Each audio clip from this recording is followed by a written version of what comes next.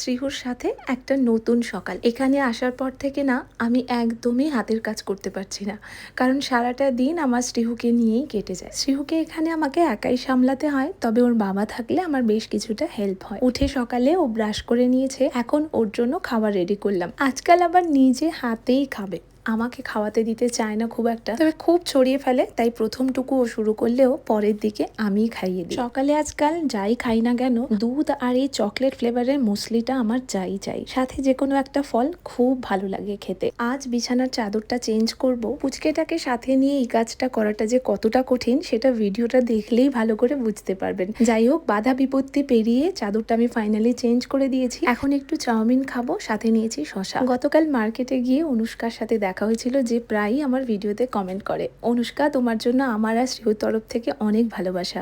এদিকে এসেছে শ্রীহুর জন্য একটা পার্সেল, কি এসেছে সেটা শেয়ার করছি পরের একটা ভিডিও।